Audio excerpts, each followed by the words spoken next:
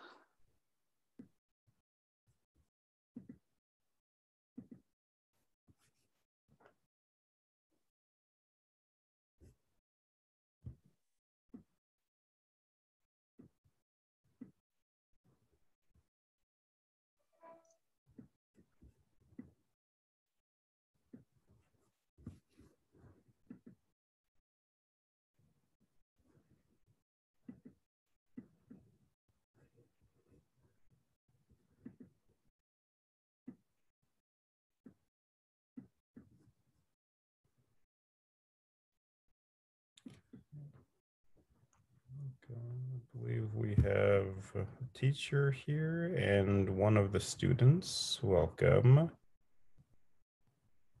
Just wait a few minutes for the rest of you to come trickling in.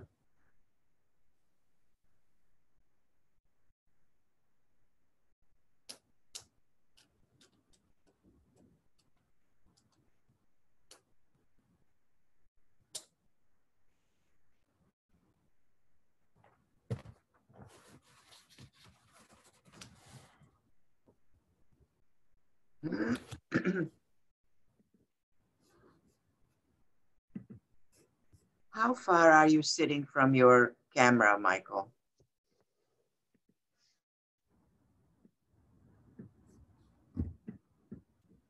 Okay, a couple more. Welcome everyone who is in here so far.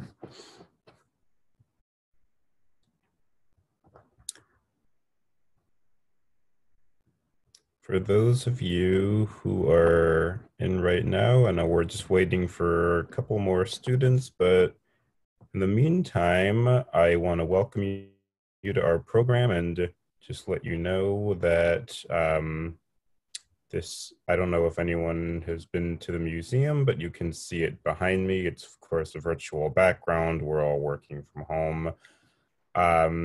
And this museum was built in this location in 2010. And we've been open ever since. Even during this time, we're able to do this program virtually. We were initially started in the 1960s by a group of Holocaust survivors. And we have, looks like we have 4 students in Zoom right now, 5 now.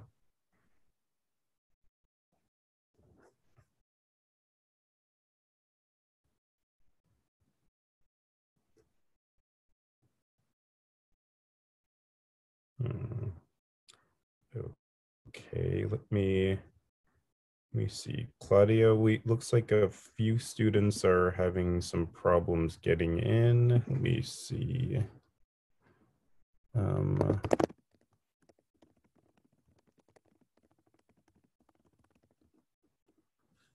See what I can.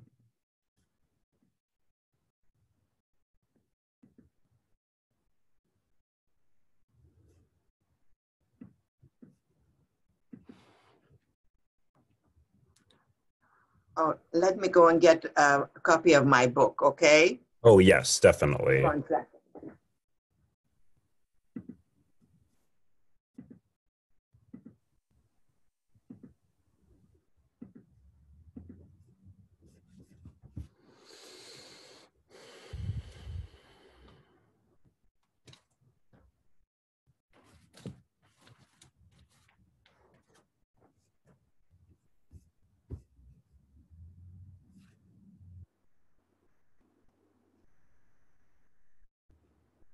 Looks like we have 5 students now. Or 6. I'm back. I'm back.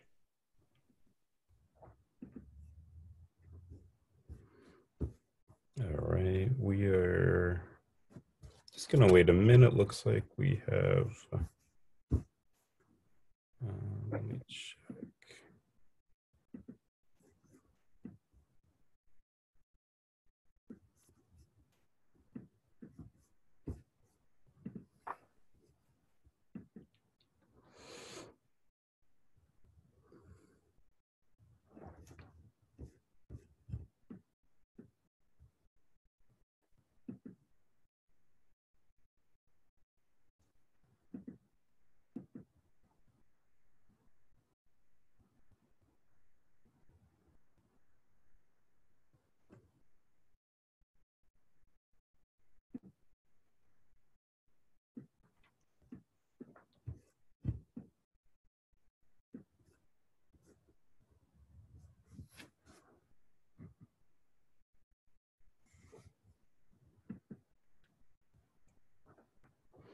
Okay, well, I'll get started now. We do have another Zoom at 11, so I'll just get started now, and I'll type in the chat for those who come in a minute or two, so that they can see what they missed. Welcome everyone to our virtual program from Los Angeles Museum of the Holocaust. Today, you have the honor and privilege of listening to Susanne Reyto, a Holocaust survivor from Hungary, who will share her story with you. And you can type in questions during and after the Q&A. Keep in mind, certain questions you might want to just wait for the end in case she answers along the way. But either way, you're welcome to type them in whenever you'd like. And Susanne will answer them. Susanne, you know how to you use the Q&A feature on Zoom? All right, I think just to go in and click on chat and see the question. It's Q&A, the one that's right. All right, on Q&A, okay. Okay, I remember you did this last time. I'm happy to do it for you, but you're welcome to do it as well. So okay, well, I'll try okay, and whatever do you Q&A. prefer. Yes. Okay. Okay, so thank you so much, Susanne, and you may start sharing your story. Well, good morning, everybody, and welcome to the virtual program from the Museum of the Holocaust. And I would like to give you a little bit of a background. As Michael said, I am originally from Hungary. I am what you call a child survivor. I was born during the Holocaust, and my story I will share with you coming directly from my mother's words, because at some point I was writing a book about my life story, and my mother had given me the fill in the information that I did not know from my birth and the first couple of years of my life. The story is, and what I would like to tell you, because I'm a child survivor and because I was part of that era, but at the same time, it followed very closely thereafter by communism. Having grown up under communism in Hungary, I would also like to give you a little bit of that history, because part of giving you this Holocaust study education is also how it fits into context today. It's not enough for us to experience, but we need to know how to survive, succeed, and flourish after. And part of it is to learn how to overcome adversity and how to be able to go on and look for a better tomorrow.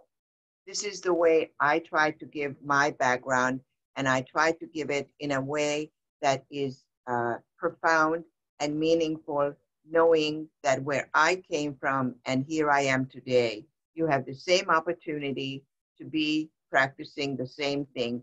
You know, we are having issues and we're having lots of problems these days, especially, but we need to learn how to overcome adversity and how to be able to do more of what we are able to, as long as you do whatever you can. The So what I'd like to tell you is start from the very beginning. And I was born in 1944, March, in Hungary. And you may have learned, and I'm not sure since I can't see you and I can't ask you a question to get an answer, Hungary was the last one to be occupied by the Germans. And by the time they got to Hungary in March of 1944, everything was much more organized, very smoothly running. So their evil acts were more easily accomplished, and there were more of it on a daily basis. When I was born, my mother was already alone without my father because he was conscripted into the somewhat Nazi-influenced Hungarian military. And you have to remember one very important thing at this time. Communication in those days was very different than it is today. And communication was audible, but we didn't always have a chance to know the facts of life. People heard rumblings from across Europe, but didn't really know what was going to happen and certainly had no idea that they will invade Hungary at some point. So on March 19th, 1944, my mother was in the hospital already. And as I said, not having my father there, and if you can imagine, you're having a baby and your husband isn't there to share the occasion. My mother had been staying with her parents and being not alone so she could be able to function whenever the labor pains began. So March 19th, 44, on a Sunday, she was at the hospital yet because in those days, mothers were in the hospital for about a week after childbirth. And she didn't have anybody come in. The nurses didn't come into the room and everything was just going on topsy-turvy, a lot of commotion at the hospital. And she had no idea what was happening. Nobody was talking to anybody. By the end of the day, she was able to corner a nurse who was willing to speak. And she said, the Germans invaded Hungary that morning. And as if that isn't bad enough, they established their headquarters on the grounds of the hospital. You can imagine what it must have been like having a brand new baby and all of a sudden, with what's going on, you have no idea what tomorrow brings, what the future brings, and filled with fear and having a 6-day-old baby. Well, as if an angel from heaven came, her doctor walked into the room and said, I know your circumstances. I know your husband isn't around. So I ordered an ambulance for you to go home to your parents' home. At that point, she felt a sigh of relief. And then she also got incredible good news from him. He said, in addition to the ambulance, I also ordered a sign for it to be placed on the car, infectious disease.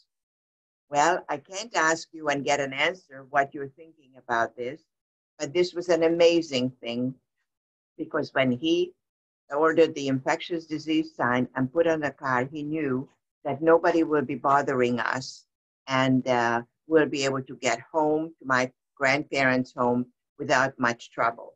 However, anticipation and fear didn't stop. And she was hoping for the next day to bring only good things. The next day did become reality. It was on this Monday. My mother and I were able to get home to my grandparents' home. And believe it or not, you know how the Red Sea parts in the film Exodus or the Ten Commandments? And that's what happened. We were able to go without any fear of somebody stopping us because nobody wanted to get sick from an infectious disease. And this was at age 7 days, my first attempt at survival. And you have to think of yourself always how you can manage to survive and overcome. Thanks to the goodness of some people, thanks to the great humanitarian effort of my mother's doctor, we were able to get home.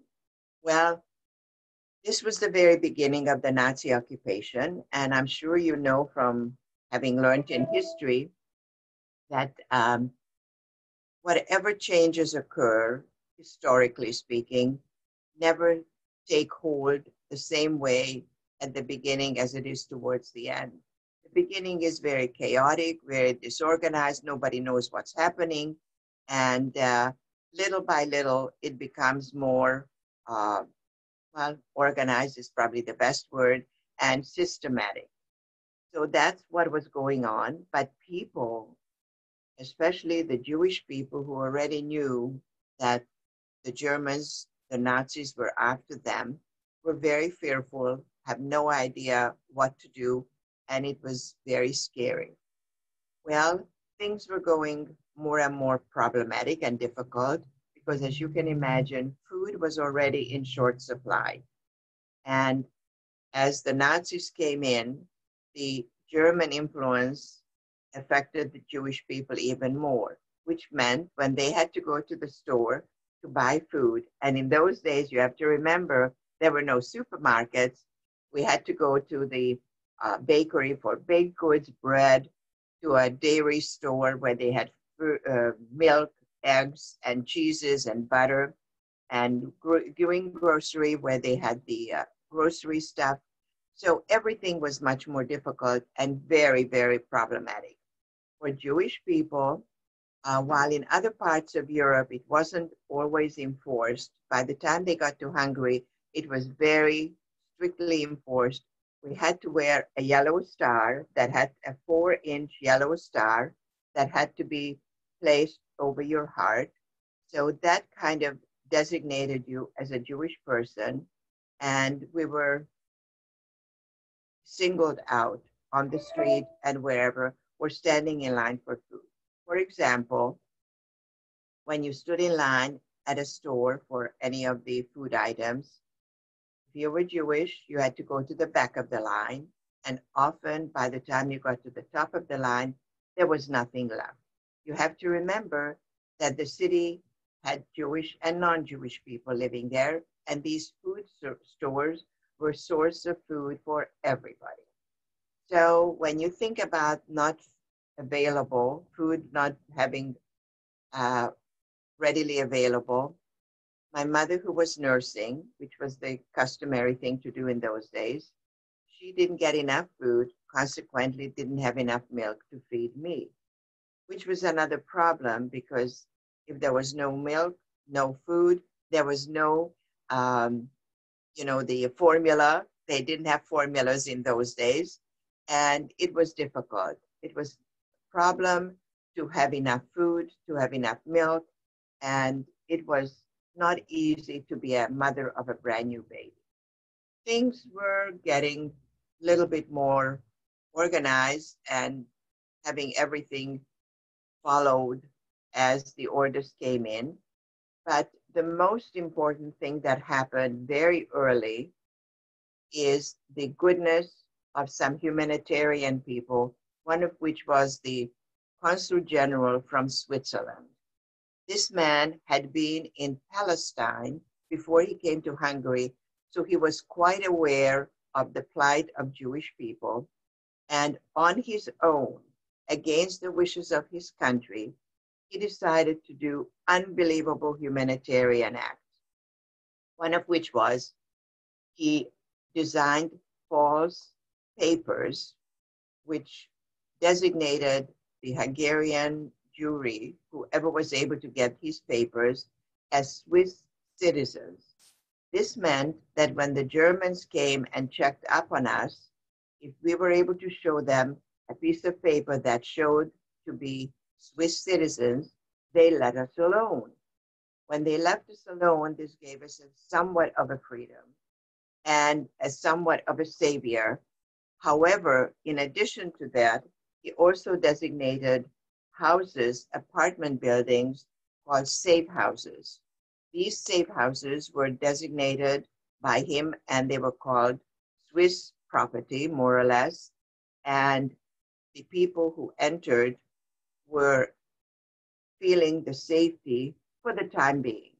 Nothing nobody ever knew how long any of these good things will last, but the safety of the safe papers, they called safe protection papers called Schutzpass, they were issued by him, and keeping in the protected houses was an incredible savior for the Jewish people of Budapest. Now you have to remember that the country folks were not lucky enough to have this kind of activity. So most of his great deed affected the Jews of Budapest. After these opportunities, we were feeling somewhat fortunate, and you felt like hopefully things will work out. However, at the beginning or middle of May, Adolf Eichmann, you might have heard, Eichmann was like the third, fourth in command of the Nazi rung, if you want to call it that, and he was in charge of labor. You may or may not know, but the Nazis were great businessmen. They were in the manufacturing of arms, all kinds of ammunition, and all kinds of things, as well as brick factories, because they were doing a lot of building. The Nazis were great businessmen. They knew how to get organized, and Eichmann came to get from the Jewish people the laborers, and they were called, I don't call them laborers, I call them slaves. Now, this happened in the middle of May, and when people came to get the people to take them for labor forces, the beginning was rather interesting. They didn't start in Budapest. They went to the countryside and collected the people from all over the countryside and gathered all the Jewish people to be taken. They were actually sorted. And you might think of sorting as an important word, but in those days, that was the difference between life and death. The sorting went according to this. The people were sent to the left if they were healthy, strong, work ability type of people, and to the right were women, children, and older people who were not considered good enough people for working. The ones, these were separated, and immediately they were taken to Auschwitz and some of the other concentration camps. They were put on trains, like cattle cars, and they were transported to Auschwitz, and many of them to their death. Interestingly, when they arrived, and you probably have seen the numbers tattooed on people's arms, most of the people who have tattoos and who have survived were in the line that was designated for the stronger working people.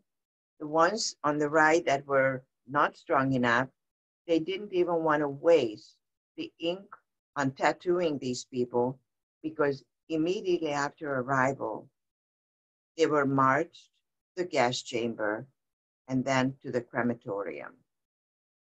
This evil, horrible act was going on daily with 2-3 trains by each day. Believe it or not, within 6 weeks, from middle of May to the beginning of July, they took 600,000 Jewish people of Hungary, most of them to their deaths. This is absolutely a tragic part of history, because by then, their killing machinery, if you want to call it that, was so well oiled that they were doing it so systematically, so well organized, 2-3 trains per day. They could take approximately 10,000 people a day. It's hard to imagine and hard to fathom. The amazing part of this was that whoever was taken from the countryside, and they felt that they would do it first because nobody was able to escape.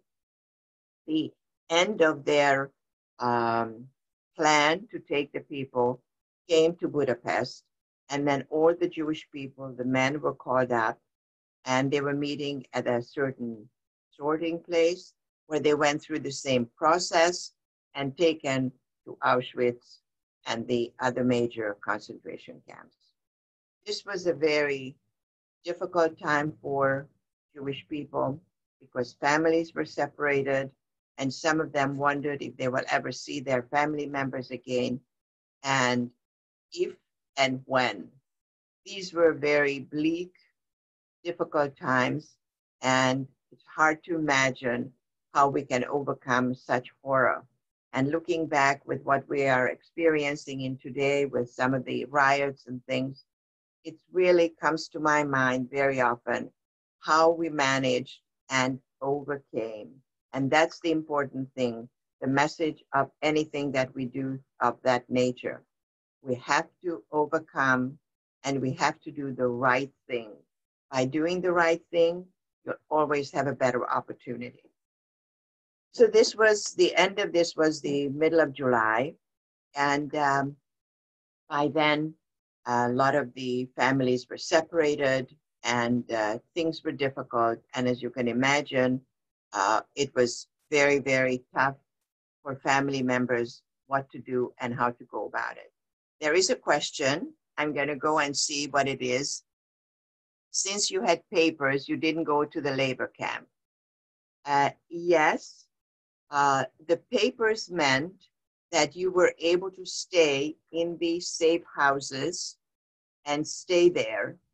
And those people who were fortunate to have those papers did not have to be taken. Absolutely, you are correct. The question is very correct. So things were going on. You kept on. Once people left, you just went on, and things were getting more and more difficult. Food supply was getting shorter and shorter, and more difficult to get because everybody was on edge emotionally, physically, less food and more illness. And thank God it was the summer. But you also have to remember that we Jewish people had to live underground many times, underground in the buildings, in the apartment buildings, that where the underground cellar was usually used for storing wood for heating for winter. So this was not a facility where you would want to spend time, but unfortunately, to avoid the bombs, we had to do that and live under very unhygienic, very damp, cold conditions, because as you know, cement, wet cement, is not very warm, even when it's warm outside. So things were getting very difficult, and my mother always said that I was always sick. I never had a chance to get well because she didn't have enough food to feed, and living in the bad conditions underground, things were very, very difficult. And she often said, I didn't quite know how to handle things because you were either sick or sicker. It's hard to believe how somebody can manage a young woman whose husband isn't there. And it was not an easy time, but you know what it is. You do what you have to do. Where there's a will, there is a way. By the middle of July, things got a little better. The Swedish government decided to have the Jewish people of Budapest, and they sent another diplomat who was the consul general for Sweden, who followed in the footsteps of Karl Lutz, the Swiss consul general, and he decided to do the same things, designate people with protective papers to be citizens of Sweden, and also had more buildings designated as safe houses. So people had a chance to feel the safety and security a little bit more. Raoul Wallenberg was the Swedish, and Karl Lutz was the Swiss person. And I always give thanks to these two humanitarians, because without them, it would have been probably impossible for us to survive.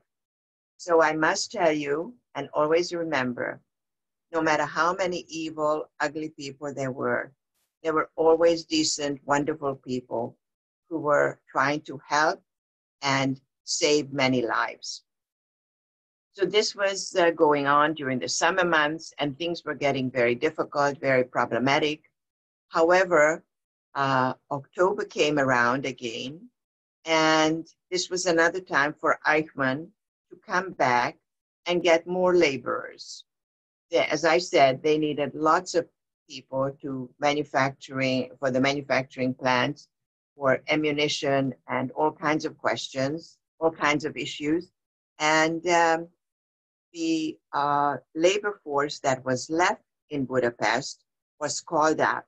This was in October of 1944, where more people from whoever was left in Hungary was called up to meet in this one central meeting place at a soccer field. Of course, my mother, her mother, and two sisters were all called up, and they were there. And it was a very tough thing for my mother, as she said. When these people came to get them, she said to them, "I have a baby, I can't go." And they said, "You leave the baby here and you go." Well, she decided to leave the ladies, older women in the same building where we lived. And she, and of course, her mother and two sisters had to go.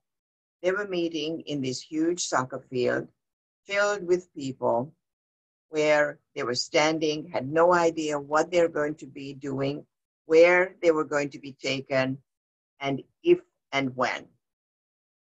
Out of the clear blue sky, a man walked up to my mother and started shoving her, pushed her away from her mother and two sisters, and she had no idea whether she was going to her death or where. The man kept pushing, pushing, pushing until she pushed her to the gate. He opened and shoved her out and closed the gate behind her. Well, she had no choice. She had no idea what happened. She tore her yellow star off and started to run back to where she left me.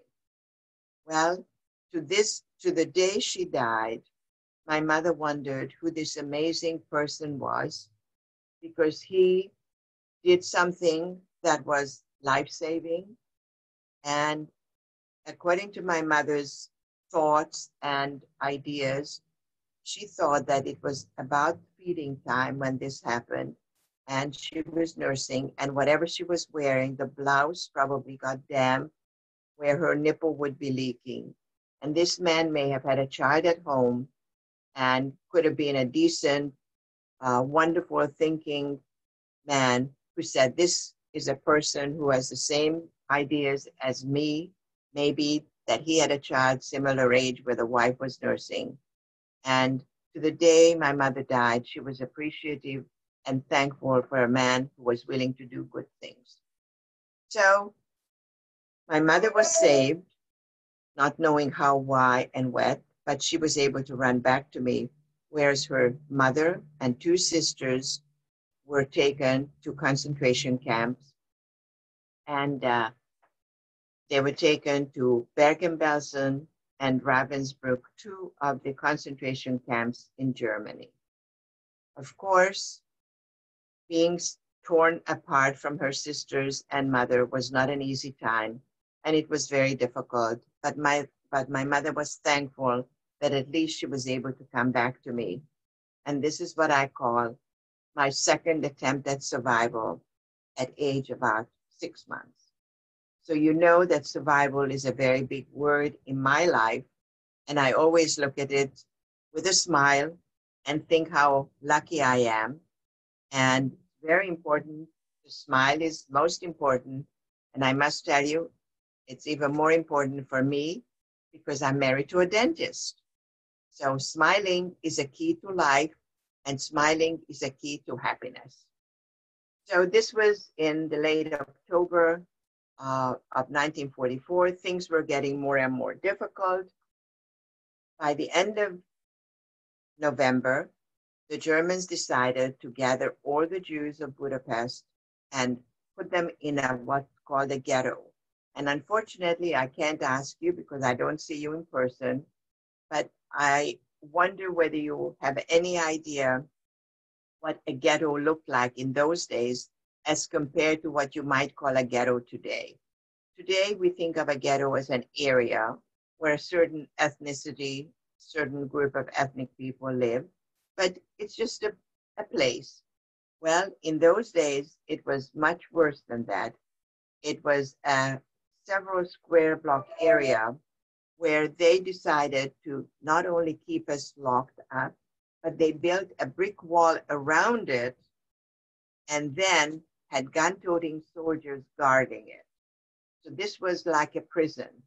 You can call the ghetto of 1944 Hungary as like a prison. There's another question. I will look at it and see if I can answer. Yes, they read about it in The Boy on the Wooden Box. Well, I'm happy to hear that you have read about it. I must say you are fortunate that you have either a teacher who brought this book to you and was able to introduce you to a part of history that is really a history of our current days. It's not ancient history, it's a history of my lifetime. And you are very fortunate that you are able to hear it firsthand from someone.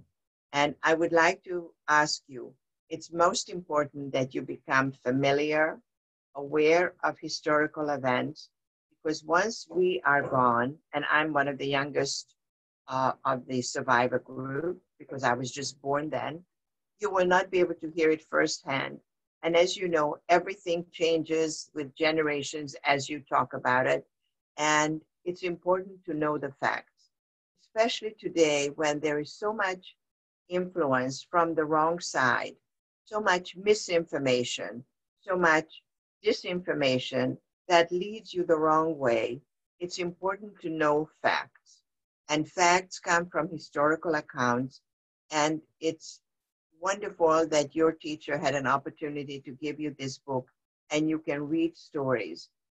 There are many, many other books you can read. As a matter of fact, I have my own book called Pursuit of Freedom, which is one of the ways that keep it up so you have a chance to look at it. It's a story of my life. And interestingly, there are very few books that are written combining both Holocaust and communism.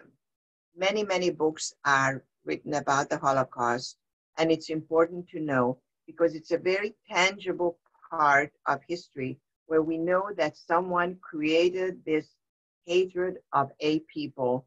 Like you probably know, Hitler wanted an Aryan race. He wanted to purify Germans and get rid of everybody who wasn't blonde, blue-eyed. This was a man-created horror, and it's important to know that we need to fight. When you recognize problem, please be ready to fight it. And the only way to fight it is if you're informed and you feel strongly about your position. It's important to listen to many different people, to listen and read many other stories, and make up your own mind. It's a very, very bad way to only listen to one channel on television, read one newspaper. You need to read many different ones and make up your own mind. Only by hearing different views and questioning. Please never just take something for granted. I am thrilled when you ask questions because that's the only way you get your true answers, and there's never a silly question. Every question is a good one because you may have been strong enough and not shy to ask the question, whereas others might not be asking, but they have the same question on their mind. So this was the end of November, 1944. The ghettos opened. Conditions were even worse because food supply was even more problematic, and people didn't want to get out of the ghetto to go to the stores because the bombs were falling, and they had to make a decision. What was more of a priority, trying to get food and perhaps get killed, or stay inside and starve? Unfortunately, starvation was a daily issue, and many of us had a lot of starving days. And I always say, maybe because we starved a lot and I built up a lot of immunities, now I'm a happy, healthy specimen. So you always have to look at the brighter side of things. And as I say, there's always good in everything bad. So look for the silver lining. That's a great way of living your life. So then, just before we get towards the end of the war, I'd like to tell you how my father, who was working for the government because of his business, he was captured and released many times. And by the end of November, he did not go into the ghetto because he was always running around. He decided to go back to his factory facility where they decided to fabricate a box, a large metal box for him to stay in. My father was 5'2", so he was short. They fabricated a box, which they put at the edge of a cemetery, and it looked like a coffin. He was hoping that nobody will come and look at him. And unfortunately, you have to imagine that this was the beginning of December, in the dead of winter. He was in a metal box without much food, although they brought him some food at night. They had little holes in the box, and no heat and no warm clothes. But as I said before, where there is a will, there's a way. And my father was adamant about surviving. He spent the last 6 weeks before liberation in that metal box at the edge of a cemetery, and he managed to survive. Then, at the end of January, the Russians came into Hungary, and little by little rumblings were heard. But by the end of January, the Russians liberated Hungary from the Germans. Well, this was not an easy task either. The Germans didn't want to give up very easily. The Russians had a fight on their hand, and they had to go street by street how to eliminate the Germans. In addition, for family members who survived, this was a very difficult, bittersweet moment. They realized they were liberated, but will they see their family members come back? And if so, when? You have to remember the traveling was very problematic. And unfortunately, I don't have a map to show you, but Hungary was in the middle, and Germany was to one side, and Poland was the other side. Poland is where Auschwitz was, and some of the other concentration camps were in Germany. The transportation was very, very difficult. They couldn't get on a train or a bus and come back. Most of them had to walk. My grandmother and my mother's two sisters walked from Germany to Hungary. And what they did is walk most of the day and then try to sleep in doorways and places at night so they could get a little rest. Some people, unfortunately, were too weak health-wise, and they did not make the long walk. My aunt and grandmother were fortunate enough, well enough, to make it back to Hungary, but quite late, April, May. So the anticipation of their return was a very tough one. On my father's side, we were not that lucky. His sister and her 6-year-old child were killed in Auschwitz. So things were very problematic in 1945 at this point, the beginning of 45, and everybody was anticipating, waiting, and people who were left and were returning were ready to rebuild their lives. My father's business was becoming more and more needed. He was in fire extinguisher business, firefighting equipment, which was a major, major necessity. So his business was beginning to improve, and we were having a fairly decent life. So we were fortunate because we were reunited. Not so for so many other people. The Russians at that point wanted to take over Hungary. However, they were not successful. We were just so fortunate to be liberated by them, but we were glad that they didn't come in and now take over, because that was their intent. But leave it to the Russians. They were quite eager to take over, and they worked hard on establishing political bases and political power. And in 1948, they established more and more coalitions with little political groups, and they were able to win the election. Well, this was the next phase of our lives that nobody knew what was going to happen. Communism came in, but the beginning of communism is always socialism. The difference between socialism and communism is that under socialism, it's mainly the free enterprise that is taken away. You don't have your own businesses anymore. The government comes in, and here's a new word for you to learn, nationalize. They nationalized all private businesses and took over. This was an interesting scenario because most businesses were run by people who were professionally trained in their business and knew what was going on. However, when the government took over, they placed in place of the former owners a new politician, and that person had no clue how to run the businesses.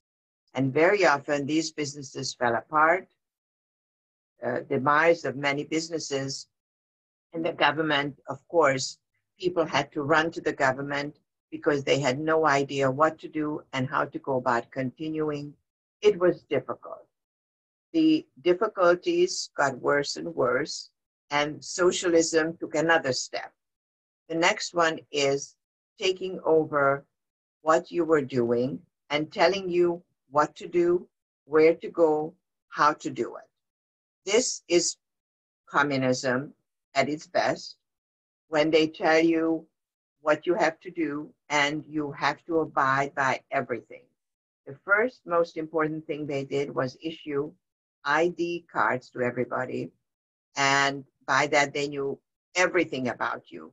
The ID cards had to be worn, and if anybody stopped you on the street, you had to produce the card and have it ready to make sure they know who you are. The tragedy was that people were not able to make enough money, and unfortunately, corruption began. People were willing to take, and I don't want to use the word steal, but actually take from the government supplies because they were the only ones who had any supplies that people would have needed. For example, a plumber or an electrician needed some supplies. They could not go and buy it. At work, they were able to take some and appropriate it for themselves and have a little private business. That was the only way people were able to survive. So again, necessity, the mother of invention, and we really need to find ways, and we needed to find ways how to survive.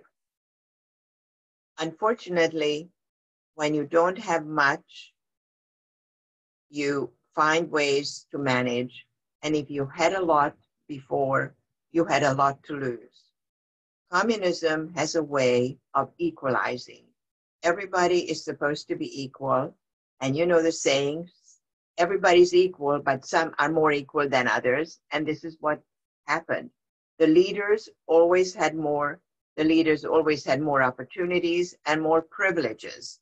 The average person, which was probably 99% of the population, had it very difficult, very problematic, and it was not easy.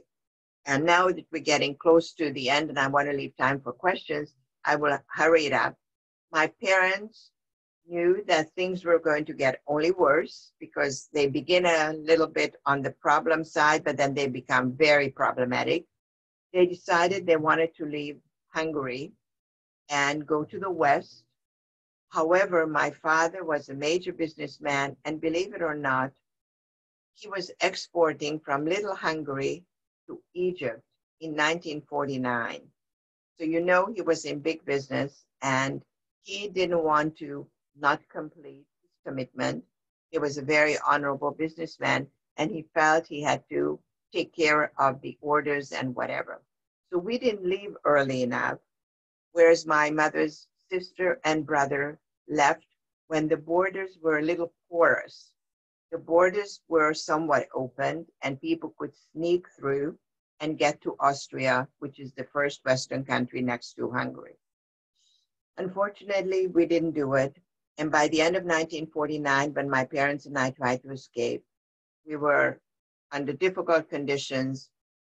We were imprisoned, and my parents got sentences of a year, and I was taken to an orphanage, a prison orphanage, and prison nursery. Very tough times. I was there as a 5-year-old and being experimented with the doctors and mistreating us, punishing us for our parents' act of trying to escape from Hungary. Well, soon after my parents served their sentence, they came back. We were finally reunited. This was the end of 1950. And within a very short time, 1951, the middle of 51 in May, the government decided that they needed more apartments in Budapest for people who were going to be groomed as the future leaders, which meant that they had to bring the country folk to the city, and they displaced us, city people, and took us under more or less an internment camp into the country. This was somewhat of an imprisonment, but you weren't in a locked facility. But you felt like you were imprisoned because the guards came and checked up on us every day and made sure we didn't leave, and we couldn't go anywhere, and we had to till the land. You can imagine you're a city child, you have to go to the country, and you have to learn what to do with getting food, supplies. You had to learn how to get anything, because if you didn't do it, you didn't get it. And there was no food then. So things were very difficult, very problematic. But we managed, and it was not easy.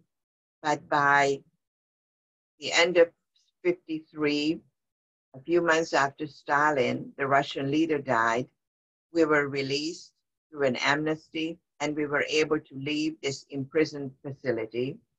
However, we were not able to get back to the city.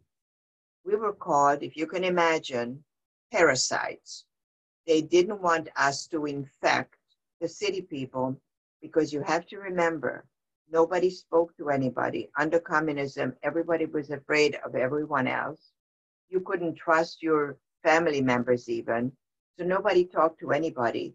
And they were afraid that we would come back to the city and tell everybody what we experienced. Well, things were very difficult. We lived under unbelievable conditions. We lived in hiding, in secret at my grandparents'. And finally, I ended up going to school. I didn't go to school for a couple of years during that internment, and went to school and continued as a normal person. And then we were in Budapest, and you may know from history, in 1956, there was a revolution. People who were living under such oppression revolted. It was generally done by university students who were more informed than some of the others, and they wanted freedom. You know, we live in the United States with freedom, freedom of expression. Everybody loves freedom. But now that I'm on the idea of freedom, I must say, please recognize that freedom is a privilege, and freedom is something that you have to treasure and value, and it is not free. You have to protect it, treasure it, not take it for granted, which is very easy to take for granted, but most of all, never, never abuse it. It's the greatest thing on earth, and the United States is the greatest country on earth. And take it from me, who has lived in Australia. I grew up in Australia because after we finally left Hungary, we went to Australia to join my mother's sister and brother. And then I came here. I ended up meeting my husband, who was in the US Navy. And then his battalion went to Vietnam. And then after we came back, we got out of the Navy. We settled in Los Angeles. We went into private practice as a dentist. And now we live here in Los Angeles ever after. And my husband and I have been married for 56 years. We have a daughter who has 2 children. And we're one happy, lovely family, but very tiny. It's interesting to remember that many people who were of my age group usually had one child, and we also have only one child. So families are small, and that is the greatest treasure. And knowing what my people have gone through, family is most important. And also to be surrounded by people who give you good things and happiness, because happiness is the only way to live. People don't want to be around people who are moping and always sad. And a smile, as I said earlier, is the key to your happiness and everybody else's around you. And now perhaps there are questions that I didn't answer or didn't tell you, and I'm happy to give you any answers that you like. Well, if you don't have any questions, I will tell you a little bit about how difficult it is for me, or how difficult it was to be able to tell this story. It takes many, many years to feel comfortable telling sad stories. And for many, many years, I never said a word to anybody. Interestingly, my husband is also from Hungary originally, but he came to the US directly. And although he and his family knew my family, he really didn't know what we experienced. As I mentioned earlier, under communism, nobody knew anything about the next person because nobody was able to speak. People were fearful, trusting each other. So one day we went to Hungary, and we went to a beautiful, beautiful building that it was the headquarters for the Nazis during the Nazi era. And when they left, the communists took over. And this building became a museum now called the House of Terror. Believe it or not, even the name connotes terror and horror and fear. And we're walking in this museum, and on one floor, dedicated to communism, my husband is reading the wall. The walls are plastered with newspaper articles and copies of documents. And all of a sudden, my husband yells out to me, and you know in museums you don't yell. I immediately ran over and couldn't figure out what was going on. And he was reading the things that happened to us. Our lives were on the museum wall, so much so that after we came back and I wrote the book, immediately I wrote on the back of the book saying, finding your life on a museum's wall, which is amazing because it spelled the stories. And strangely enough, everything said the same thing, even though there may have been 3 different newspaper articles. They all said the same thing, but they were able to give a clue into what happened to us, which was really quite interesting, but I never spoke about it. The first time I ever spoke about it was when my grandson came home to my daughters and said, we just finished studying the book of Anne Frank's diary. Would you be willing to come to school and tell your story? And I said, of course. And that is when I had to ask my mother to tell me stories of the first couple of years of my life. And that's how my mother became a very integral part of the storytelling. So I told the class, and not only that I spoke to his class, but I ended up speaking to 6 different classes. And in the Q&A at the end, the youngsters were absolutely fascinating and incredible. And the questions were mind-boggling, but very difficult for me to answer. And my daughter, watching and listening, has never heard any of the stories. If you can imagine listening to the story of your mother, 6 different ways of being told, it was not easy. Believe it or not, to this day, she sometimes has issues just knowing and thinking about it. There's a question, let me read it. The students always ask why they only learn mostly about Anne Frank, and I have a hard time responding. Well, this must be coming from the teacher. Thank you for the question. Well, Anne Frank was an amazing person, and I think because young people will relate to a young person's story, and Anne Frank, as a 13-year-old, did her writing, perhaps they feel that the youngsters will relate to it better than to someone else telling a story. However, Anne's problem and Anne's attempt to survive was very, very unique. And it's important to know that, as well as other ways. Anne was hidden, as you probably know, in the attic of a building, and the goodness of these incredible people who hid her. There were many other people similar who were hiding people in their attics or in their cellars or someplace. And people who did that risked their own lives as well. Because if they knew that they were doing good to Jewish people, they would have been killed along with the Jewish people that they captured. So the response would be that the kids relate to another young person's story, but it is also important to learn other people's story so you can compare, you can learn, and there are as many stories as there are survivors, and each one is uniquely different. Something to learn from everyone. Okay, did you have any non-Jewish friends during the Holocaust? Well, it's a very interesting story. My father, yes, my father did have non-Jewish friends, so much so that when he decided that during the war, as a Jewish person, he could not function in his business, he decided to ask one of his schoolmates, who was a non-Jewish man, and see if he would run the business for him. So during the war, my father's business was run by this non-Jewish man, and thanks to him, my father was able to get around and survive. So it is always important to have friends from another ethnicity, another religion.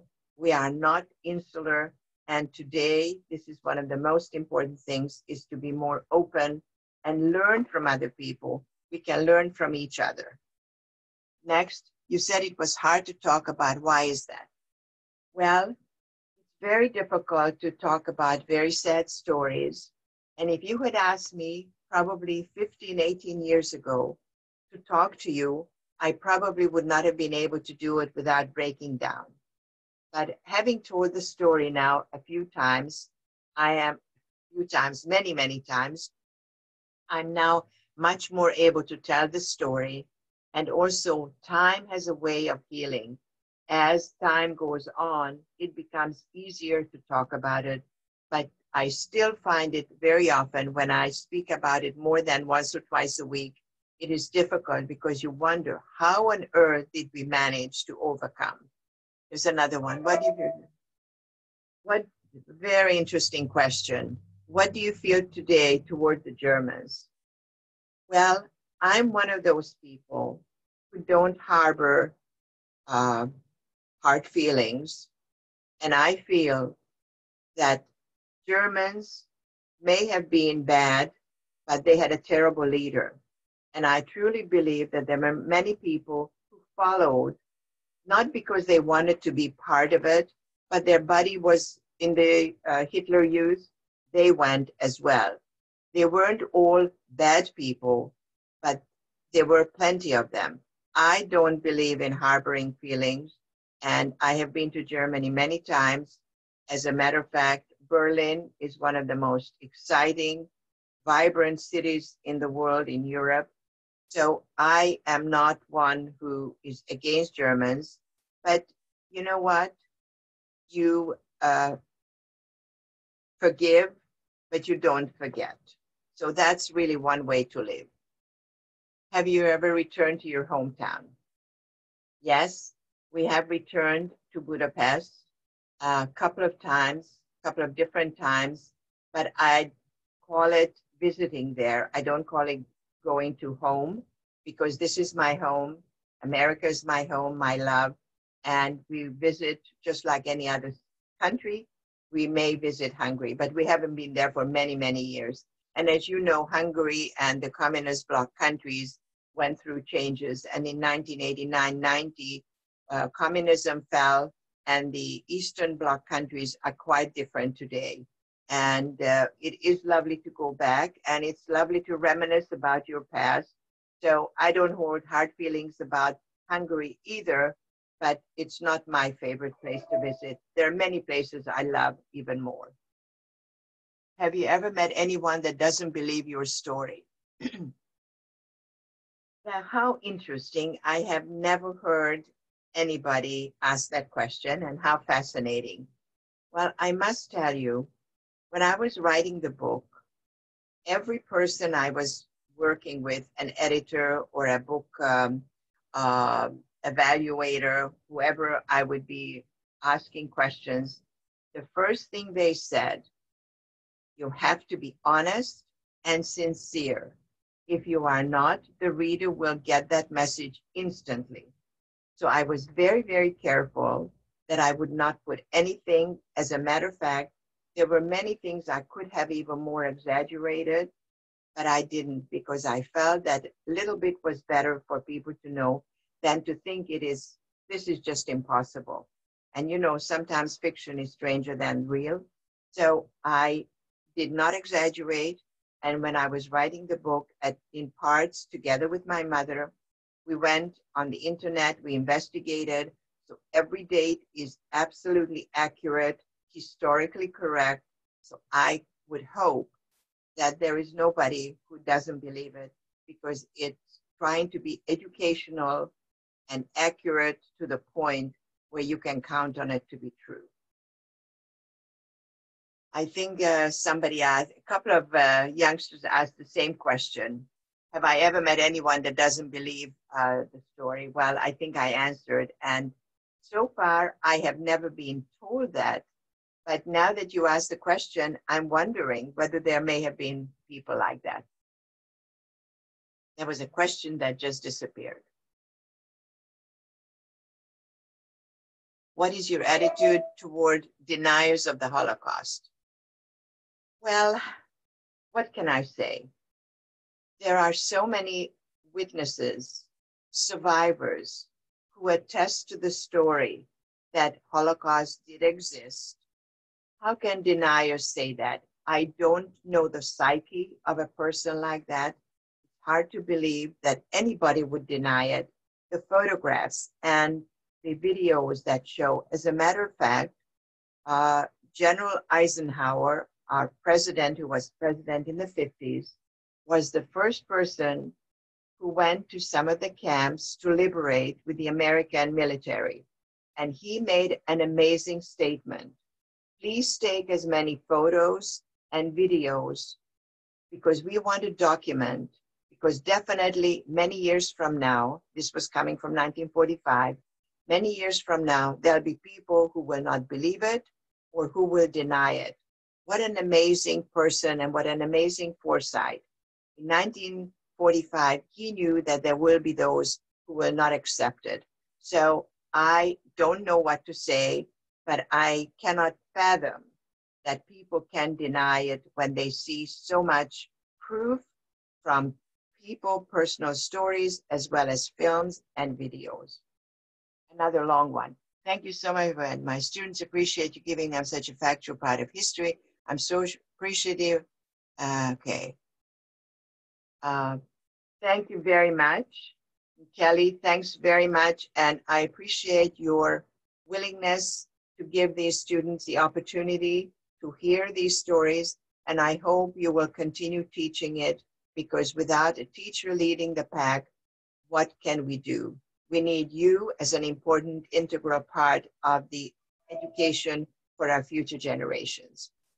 And there was another, did you ever get a tattoo on the arm? No, I did not. It was mainly done in the concentration or the death camps like Auschwitz. I think Michael has just come on, and I am at the end.